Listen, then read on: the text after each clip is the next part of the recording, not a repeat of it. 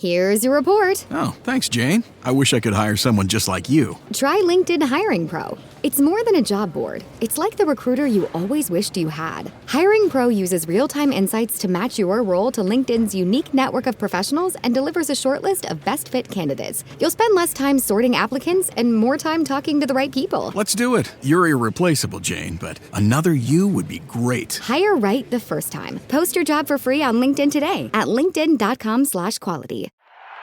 This is going to be an extremely busy month. I have to watch 104 soccer games, follow the pregame, the postgame, yell useless opinions at the TV. It's a lot. So I knew that when it comes to screening for colon cancer, the choice was clear. The Cologuard Plus test. It can be used at home and can only take 15 minutes, so I can do it during halftime and not miss any action. If you are 45 or older and at average risk, ask your healthcare provider about screening for colon cancer with the Cologuard test. You can also request a prescription at Cologuard.com. Hello and welcome to I Talk to Ghosts. I'm your haunted host, Jennifer, your resident medium and teller of ghost stories. I'm going to take a moment and thank you for listening to my voice this evening. And then I'm going to let you know tonight's stories involve mimics, ghosts or entities that borrow a voice of someone you know. I found some spooky stories to give you the chills for sure. And after that, join me at my séance table for a message from the spirits. As your spirit medium, I open the space for a message to come through for someone listening. Linger near and see if tonight's session is for you. That's later on in the episode. But first, be careful who you talk to. The ghosts are ready to answer right now.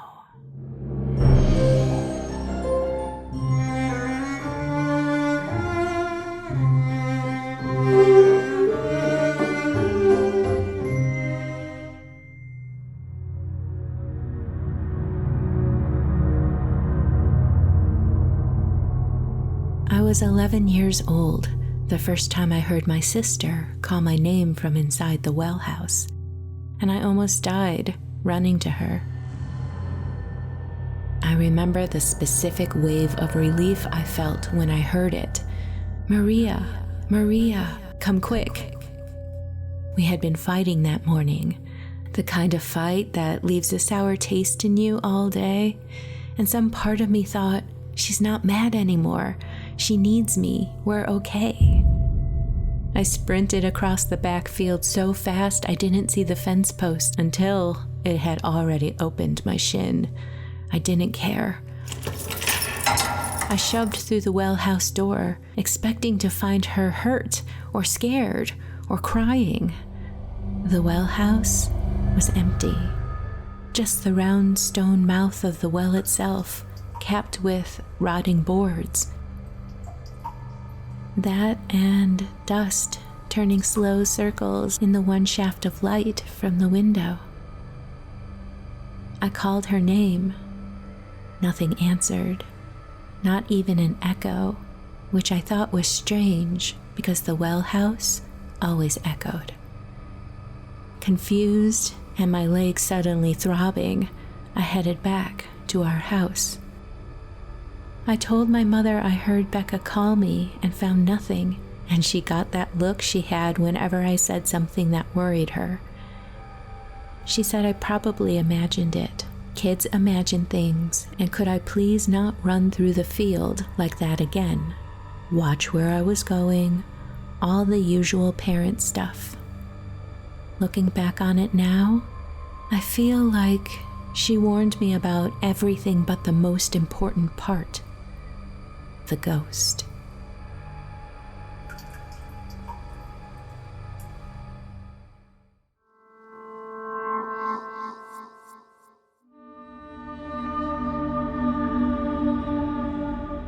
The baby monitor came on in the middle of the night. That part wasn't unusual. Sometimes it picked up movement, sometimes a shift in the house settling, and of course, sometimes it was my daughter. I rolled over and listened, waiting for a cry. Instead, I heard myself speaking. It's okay. I'm here. The monitor stayed quiet After that, I checked the time a little after 2. Of course, I wasn't going to be able to go back to sleep without checking. So I did. Very quietly, I approached my daughter's nursery and peeked in. All was quiet, no movement, no weird shadows. My daughter was sleeping peacefully. I got back into bed and closed my eyes, telling myself it was a stray radio signal or feedback. I had been asleep, so I must have been confused about it being my voice. In the morning, I mentioned it to my partner while we made coffee. He shrugged and offered maybe I had been talking in my sleep.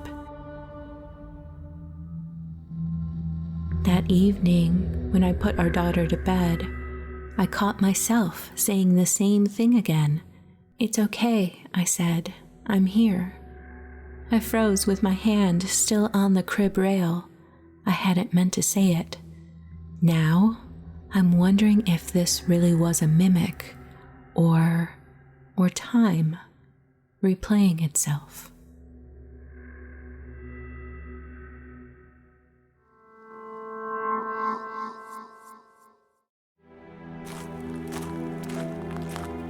I was walking a trail just before dusk, a short loop that I take when I don't have time to drive out to a larger park. The trail cuts through a strip of woods behind a residential area. Thin trees, packed dirt, nothing too remote. You can hear traffic if the wind is right. I'd been walking maybe 10 minutes when I heard my name. It came from ahead of me, slightly to the left. Not shouted, not whispered, just spoken normally, the way someone would say it if they spotted you and wanted your attention. I stopped. There was no one on the trail. I could see far enough ahead to know that. I waited, listening. The woods were quiet in that ordinary way, leaves shifting, but no footsteps, no voices. I told myself it was a coincidence, someone calling someone else with the same name. Sounds carry oddly through trees, and I kept walking. A minute later, it happened again. My name, same tone, same distance, still ahead of me. This time, it sounded more familiar. Not just the word, but the way it was said. It sounded like my brother. He lives 3 states away from me. I stood there longer than I should have, trying to reason it out. People hike here, someone could sound like him. My brain tried to fill in the gaps, trying to make sense of it. Without thinking, I said, "Hello?" The word barely left my mouth before I heard, "Hey," in my brother's voice, coming from the same place. It wasn't loud. It sounded like someone answering because they heard me. My first instinct was to walk forward and check. My second was to stay where I was. I stayed. "Where are you?" I asked. There was a pause. Not long, just enough to feel like someone was deciding what to say. "Right here," the voice replied. That was when something shifted. Not fear exactly, more like the sense that the conversation wasn't lining up correctly. I don't know, something was off. It responded too cleanly. No hesitation, no confusion as to why I'd be asking. I took a step backward. My name was spoken a 3rd time. Only now, it sounded like me. I didn't answer. I didn't say anything at all. I turned around and I walked back the way I'd come, as fast as I could without looking panicked. When I reached the edge of the woods, I stopped again and looked back. The trees stood the same as always. No movement, no sign of anyone else. Later that night, I called my brother. We talked about nothing important. I didn't tell him what happened. I feel like if I talk about it, it might happen again.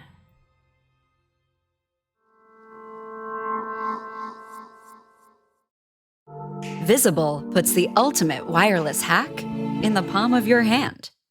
With unlimited 5G wireless data and hotspot designed to keep you connected, powered by Verizon's 5G network. And no contract holding you back.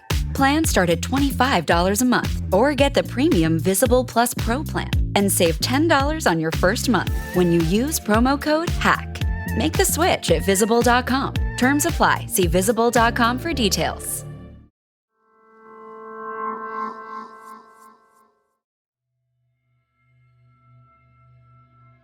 Hello and welcome back. Thank you for joining me tonight at my séance table. I have a message from the spirits for someone listening right now. Tonight as I work, I have with me calendula.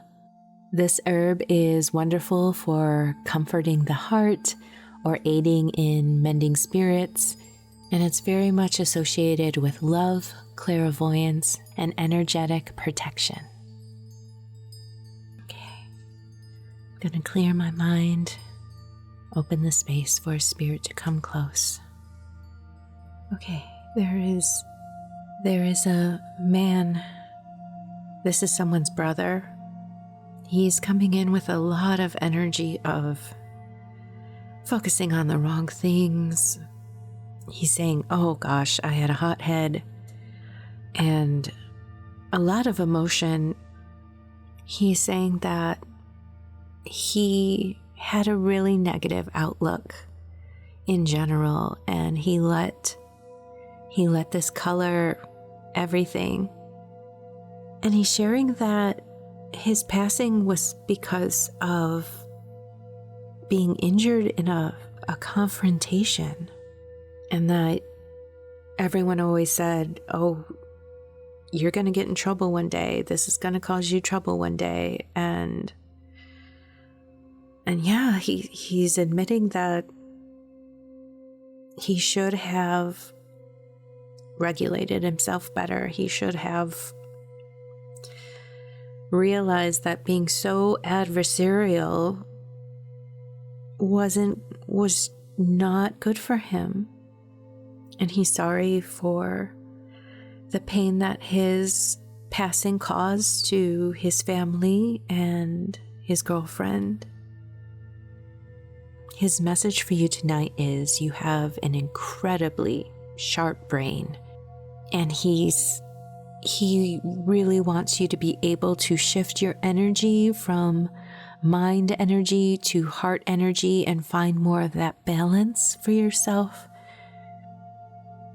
He says you're your own worst critic sometimes, and that isn't fair to you at all because you're brilliant. And he's like, you think too much. He is suggesting that you get into the physical world, you move and interact and be a part of it more, to draw yourself out of your own mental space and into the physical world. And then from there, it kind of distracts your brain and you can lead with your heart a little bit more, find that balance. He thinks you can do anything you set your mind to, but there's more to life than thinking. You have to feel it and do it and love it and run around, play.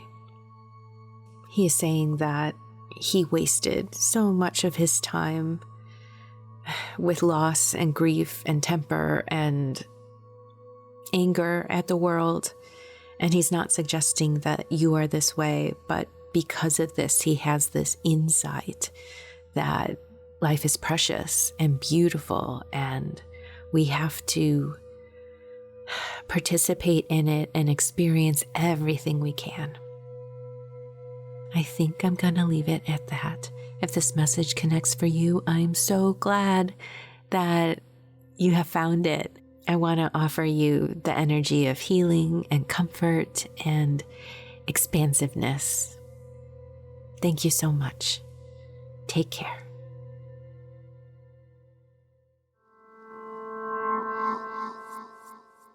And with that, dear listener, we've reached the end of this episode of I Talk to Ghosts. I hope you enjoyed my spirit work this evening, as well as those chilling stories of mimicking ghosts.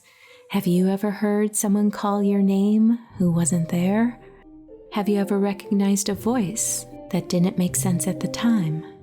I would love to hear your story, so please reach out.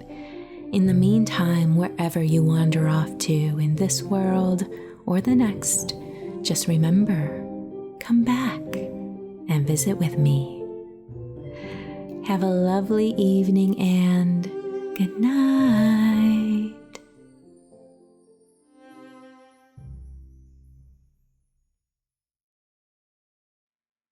Hey there, I'm Susie and I'm the host of Beyond the Ferns podcast.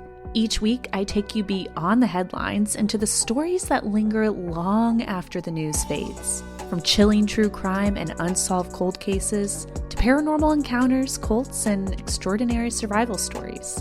It's a little bit of everything for everyone. Whether you're drawn to mysteries, fascinated by the strange and unexplained, or simply love a good story, I focus on the truth, the details, and above all, justice for the victims and survivors. So buckle up. Things are about to get a little scary. Follow Beyond the Ferns wherever you get your podcast. Thanks, y'all.